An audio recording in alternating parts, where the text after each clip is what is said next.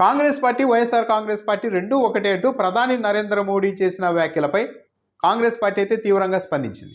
అయితే వైఎస్ఆర్ కాంగ్రెస్ పార్టీ మాత్రం ఈ అంశాన్ని చాలా సానుకూల అంశంగా ప్రచారం చేసుకునేందుకు ప్రయత్నిస్తోంది.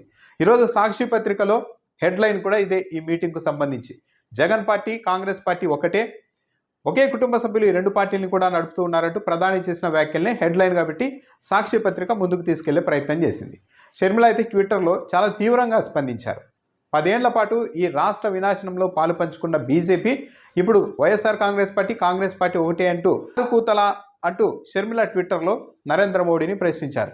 చంద్రబాబు నాయుడుని జగన్మోహన్ రెడ్డిని 2 పంజరాల్లో పెట్టుకుని ఆడిస్తున్న రింగు మాస్టర్ బీజేపీ అని అనడంతో పాటు 5 ఏళ్లుగా జగన్మోహన్ రెడ్డికి అన్ని రకాలుగా సహకరిస్తూ అరాచకాలని అడ్డుకోకుండా ఇంకా అప్పులు తెచ్చుకోండి, నాశనం అయిపోండి అంటూ సహకరించింది బీజేపీ కాదా అంటూ షర్మిల చాలా తీవ్రంగా స్పందించారు.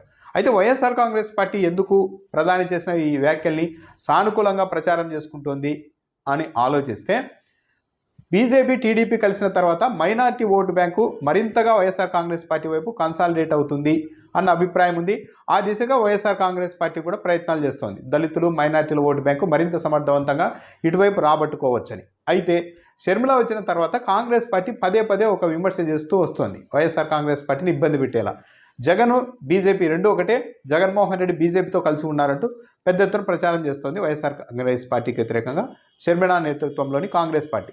దీన్ని కౌంటర్గా ప్రధాని నరేంద్ర మోడీ చెబుతున్నారు, చూడండి, మేము బీజేపీతో లేము అన్న ఒక అభిప్రాయాన్ని కొన్ని సెక్షన్లలోకి తీసుకెళ్లేందుకు వైఎస్ఆర్ కాంగ్రెస్ పార్టీ కావచ్చు, ఆ పార్టీ పత్రిక కావచ్చు, ఈ అంశాన్ని సానుకూలంగా ప్రచారం చేస్తూ ఉండవచ్చు. ఇక షర్మిల ఎందుకు ఇంత కంగారుగా ఇంత ఆవేశంగా స్పందించారు అంటే వాళ్ళ ఇబ్బందులు వాళ్ళకు ఉన్నాయి.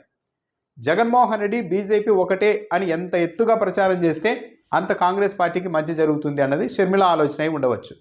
బీజేపీతో జగన్మోహన్ రెడ్డి కలిసిపోయారు అని ప్రచారం చేస్తే దళితులు, మైనార్టీలు, మరీ ముఖ్యంగా క్రిస్టియన్లు వైఎస్ఆర్ కాంగ్రెస్ పార్టీ నుంచి వెనక్కి వచ్చేస్తారు, కాంగ్రెస్ పార్టీ వైపు వస్తారు.